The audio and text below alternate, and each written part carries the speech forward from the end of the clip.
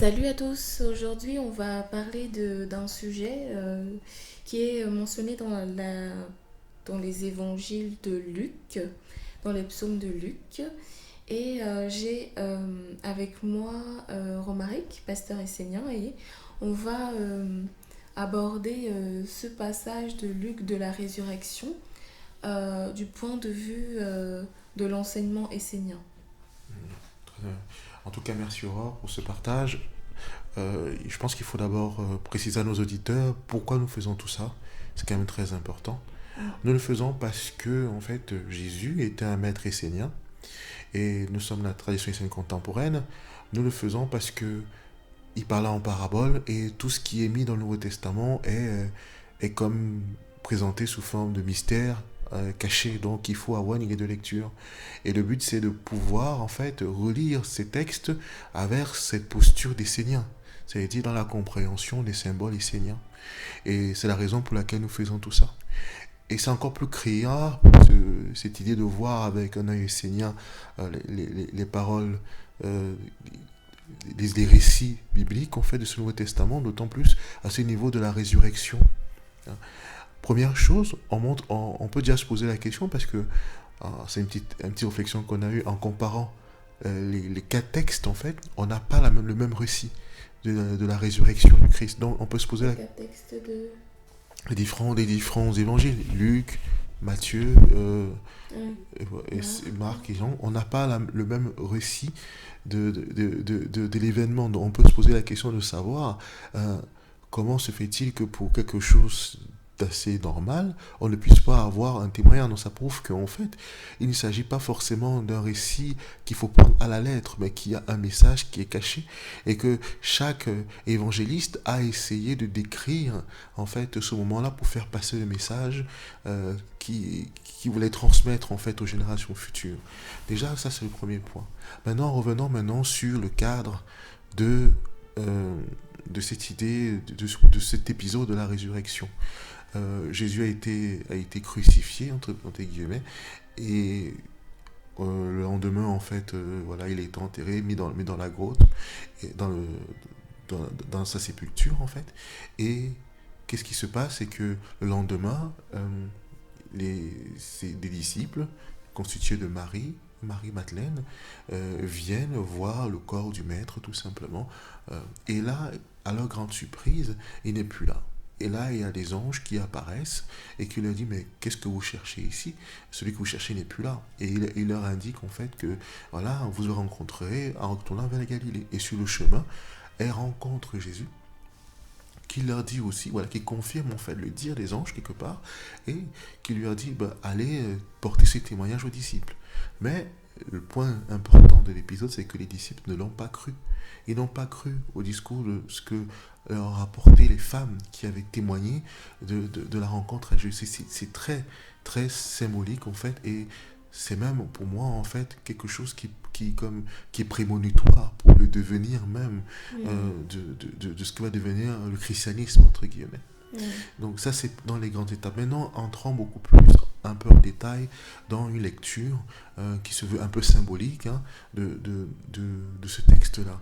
La première chose qui, qui captive déjà, enfin qui attire l'attention de Dessinien Kaileli, c'est le fait que voilà, ce sont des femmes qui se sont en premier lieu approchées de la sépulture. Parce que les hommes auraient très bien pu se lever, mais il s'avère que c'est des femmes. D'autant plus que ces femmes sont deux personnages quand même très importants dans la tradition israélienne contemporaine. Il s'agit de Marie et Marie-Madeleine, qui sont avec Saint Jean, quand même, des dépositaires hein, de l'enseignement israélien qui ont permis de qui nous ont permis aujourd'hui de connaître l'enseignement caché du Christ en fait. Ça c'est un petit point. Alors ces deux femmes étaient présentes, elles sont venues à la rencontre de leur maître en fait, dans la sépulture. Mais déjà, on peut se poser la question de savoir, mais qu'est-ce qu'elles vont faire à la sépulture? Mm. Puisque normalement, il est censé être mort. Mhm. Mais en fait, on ne parlait pas en fait ici de la sépulture au sens où on l'entend. Il s'agissait en fait tout simplement du fait que, comme on s'est dit que le Jésus qui était le dépositaire, le maître incarné de la tradition essénienne à ce moment, était n'était plus là. Donc, on pourrait dire que son enseignement était comme enterré, était justement dans le monde de la mort, en fait. D'autant plus que les dirigeants avaient placé des gardiens, justement, à l'entrée du temple pour que personne ne puisse accéder à cet enseignement, accéder au corps du maître, c'est-à-dire à sa tradition. C'est-à-dire qu'on ne voulait pas que les gens découvrent, en fait, l'enseignement sacré du Christ. Et donc, il y avait cette allégorie en fait de la sépulture, ça veut dire qu'il y avait une volonté d'enterrer cela. Mais ce n'était pas la volonté d'un monde supérieur. Et c'est là en fait où c'est important. Mais pourquoi en fait les deux femmes viennent là en fait? Elles marchent vers la lumière, ça veut dire elles se déplacent pour aller à la rencontre de l'enseignement, du lieu où il est censé être enterré, où on est censé le rencontrer. Et elles se rendent compte, à leur grande surprise, que ce n'est pas là en fait. C'est-à-dire quelque part, ce n'est que cet enseignement n'est pas au niveau mortel, ce n'est pas au niveau de la mort. La preuve, le Christ a dit une phrase très importante, mais quiconque goûtera mes paroles ne connaîtra pas la mort. Donc son enseignement n'est pas un enseignement pour le corps en fait. Alors ça nous montre ici que la résurrection même dont on parle n'est pas une résurrection du corps en fait. Il s'agit d'une résurrection de l'esprit et de l'âme. Et que pour pouvoir aller là, cette femme était déterminée à prendre soin du corps du maître, ça veut dire était décidée à prendre soin de son enseignement, de le vivifier, de l'expérimenter. Donc elles étaient en route à la rencontre de ce corps en fait qui restait.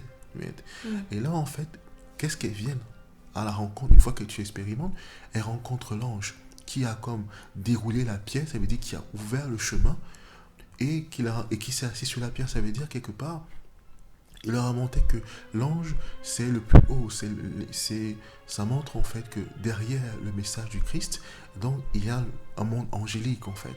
Et que ce monde angélique est présent et lui, il ouvre les portes à celui qui développe, qui enlève dans ses yeux le regard de la mort et qui n'approche pas l'enseignement d'une façon mortelle, mais qui éveille la vision supérieure, la vision subtile, la vision christique en fait de cet enseignement. Et donc, ces femmes-là, elles ont fait l'expérience vivante de la rencontre de ce qui est caché derrière l'enseignement. Quelque part, c'est elles qui ont connu la résurrection, parce que quelque part, elles sont venues avec cette idée de rencontrer le corps du maître dans une dimension purement physique, mais là, elles ont rencontré un monde supérieur. Et ce monde supérieur leur a dit, mais qu'est-ce que vous cherchez ici? Pourquoi pleurez-vous? Vous n'avez rien à pleurer puisqu'il est vivant. Parce qu'elles ont fait l'expérience vivante. Et comme elles ont fait l'expérience vivante, on ne pouvait parler de mort, puisque l'enseignement était vivant en eux maintenant. Et donc, ce qu'il leur dit, il a dit, ne le cherchez pas ici, il n'est pas là. Il est même au milieu de vous. Repartez en Galilée. Galilée qui traduit, qui c'est le cercle, mais c'est bien Oui, selon l'étymologie, Galilée, c'est le cercle. C'est le cercle en fait. Donc le cercle en fait, c'est quelque part, c'est l'espace qu'on ouvre pour Dieu. On sait que le cercle, c'est là où il y a Dieu en fait. Donc, et Jésus, les enseignants, on enseigne toujours dans un cercle, toujours très important. C'est un peu ça l'idée. Et donc, les femmes, elles retournent, elles vont, elles suivent l'indication de l'ange. C'est-à-dire qu'elles ne sont plus guidées par leur propre aspiration simple, mais elles sont guidées maintenant par l'ange. Parce que avant d'arriver à la sépulture, c'est elle qui faisait la démarche personnelle d'avoir accès au corps du maître. Maintenant, l'ange leur a parlé et leur a dit, ce n'est pas là, ce n'est plus ici, il n'est pas là en fait, il est le Dieu des vivants, il est la vie. Et donc, sur leur chemin, indiqué par l'ange, qu'est-ce qu'elle rencontre? Elle rencontre le maître.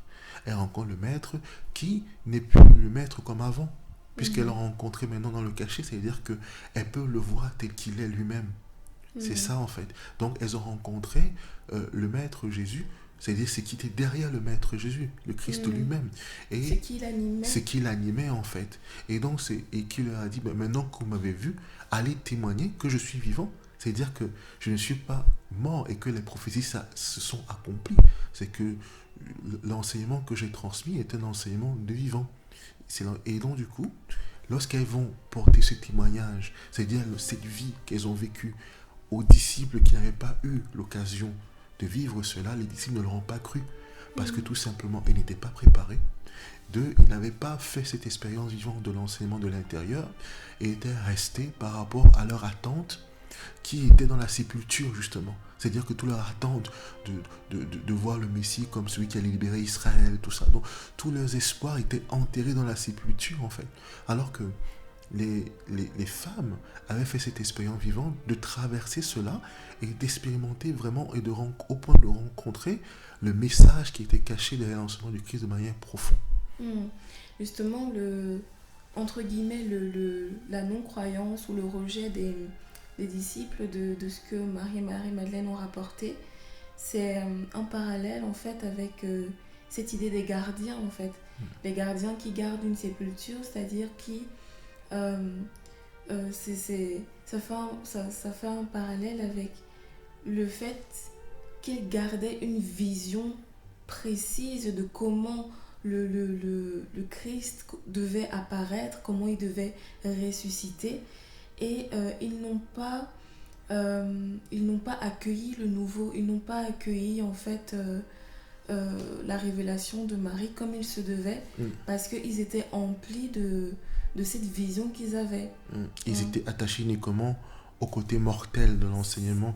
Et c'est très important de voir l'exemple, l'idée des gardiens qui jouent un rôle important en fait, parce que du coup, lorsqu'on aborde des fois quelque chose de nouveau, on a souvent comme des répulsions parce qu'on se dit peut-être que ça ne correspond pas, on a peur de se perdre. Mais là en fait il fallait, et c'est très important, lorsque l'ange apparaît, il est marqué pas forcément dans Luc mais dans d'autres passages, que lorsque l'ange est apparu, les gardiens se sont endormis.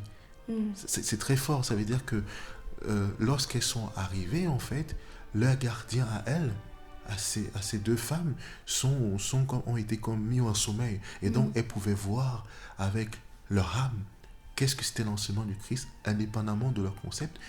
Elles sont sorties de la sépulture, en fait. Elles sont sorties de ce tombeau de leur croyance pour justement voir l'enseignement du Christ tel qu'il est et avoir une rencontre véritable avec l'être du Christ qui est derrière Jésus, en fait, qui l'a manifesté.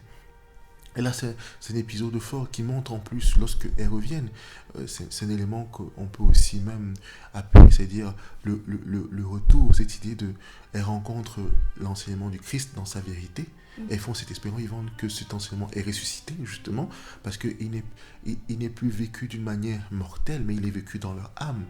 Et que c'est ce message qu'on doit transmettre maintenant, de vivre ce message dans l'âme et non pas uniquement d'un côté physique. Et ce que je disais tout à l'heure, les disciples n'étaient pas prêts à entendre ce message. Et on montre même dans plusieurs épisodes, après cette résurrection, que lorsque le maître venait auprès d'eux, ils n'arrivaient même pas à le voir. Qu'est-ce que ça signifie? Ça va plus loin. Ça veut dire que la transmission était vivante. Ça veut dire que Jésus n'était pas mort en fait. Et que le Christ était au milieu d'eux, mais ils s'en rendaient pas compte. Parce que les disciples étaient restés, comme tu l'as très bien dit tout à l'heure, dans une vision de ce qui attendait la résurrection. Or, ceux qui avaient fait l'expérience vivante de la rencontre du Christ étaient maintenant les témoins vivants de cet enseignement au milieu d'eux. Mais ils n'avaient pas les yeux pour le voir. Parce qu'ils étaient pris comme des noms. Or, la transmission du Christ avait été assurée. Parce qu'il y avait une continuité. C'est ça en fait. La continuité était assurée. La résurrection, ça veut dire qu'il n'y a pas de mort en fait. C'est-à-dire qu'il y a une continuité, que cet enseignement est vivant. Parce que des femmes, c'est-à-dire que c'est ça très bon.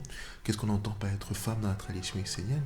C'est-à-dire des personnes qui ont su s'ouvrir à un monde supérieur, qui ont accepté de se faire féconder par lui au point de pouvoir mettre en fait tout simplement cet enseignement, de le vivre dans leur corps finalement, le faire apparaître et matérialiser à travers ces femmes, quoi. Mais ça n'a pas été compris par les autres alors que tout était au milieu d'eux. Et je trouve que c'est ça cet épisode est vraiment marquant parce que ça renvoie même à notre actualité aujourd'hui, parce que Dieu n'est pas un Dieu des morts, très important, il est Dieu des vivants. Et c'est vraiment l'image vraiment de tous les chercheurs de lumière qui sont sincères et qui veulent aller vers la lumière, mais qui sont prisonniers de leur sépulture de concepts en fait, de tous les concepts de qu'est-ce que c'est Dieu, comment Dieu doit apparaître, comment Dieu doit parler. Or aujourd'hui, Dieu parle de nouveau. Mais les chrétiens n'entendent pas forcément le nouveau message parce qu'ils sont restés dans la sépulture. Ils continuent à aller voir uniquement. C'est comme on va rendre visite à un mort à un cimetière. Mais le mort n'est plus là. C'est juste son corps, son côté charnel.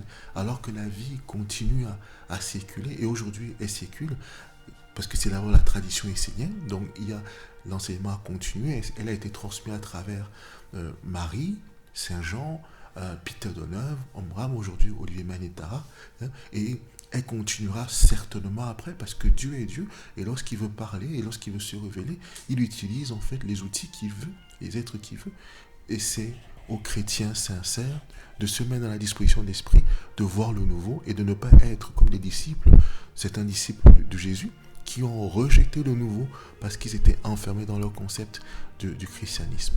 Mhm. Et du coup, elles étaient en marche donc vers la Galilée, c'est ça, non, à un moment donné.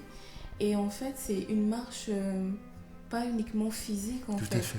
Marcher sur un chemin dans la nation essénienne, c'est entrer vraiment dans l'éveil, entrer sur un chemin d'initiation qui n'est pas forcément physique, mais aussi intérieur. Voilà, d'éveil, de transformation, de travail sur soi pour, pour arriver en fait à cette Galilée comme on a vu l'étymologie de Galilée, ça veut dire à ce cercle, cercle. À ce cercle de vertu, voilà, ce cercle qu'on appelle la ronde des archanges, voilà. La ronde de la vie, la ronde des saisons, en fait qui est le nom de Dieu en fait. Voilà. La Jérusalem, la cité des anges, la cité des vertus. Et donc ce chemin, c'est un chemin de mérite. Et c'est marrant parce que du coup, c'est marrant, c'est une expression que j'utilise, que les autres François utilisent.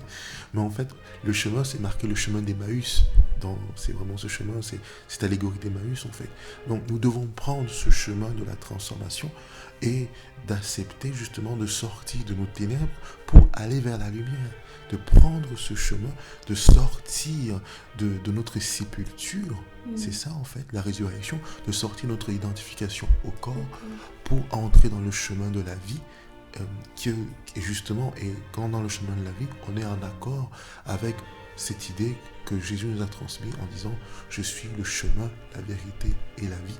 Quiconque goûte mes paroles ne connaîtra jamais la mort. » Et c'est ce que les femmes, Marie-Madeleine et Marie, ont vécu et ont témoigné en fait aux disciples. Mais il fallait que les disciples aient encore eux-mêmes vécu ce phénomène de l'intérieur pour les comprendre. Et c'est vraiment une image forte et c'est vraiment une incitation au travail, c'est une incitation à se transformer parce que le chemin du christianisme originel, c'est un chemin de transformation intérieure et c'est un chemin de beauté. Et c'est pour ça que les évangiles du nouveau commencement insistent sur ce volet de la résurrection. D'ailleurs, il y a un évangile qui en parle. J'invite tous les auditeurs qui nous écoutent à se référer en fait à la Bible essénienne parce que en lisant comme nous, vous n'aurez plus du tout le même regard sur ces textes justement qui nous ont bercés dans notre enfance, mais qui aujourd'hui, pour nous en tout cas, en tant que moi, pasteur, ne correspond plus forcément à la réalité que nous vivons. Nous avons besoin d'un nouveau regard, une nouvelle vision, d'un nouveau message, nous permettant d'éclairer notre passé pour mieux appréhender les enjeux du futur qui arrivent.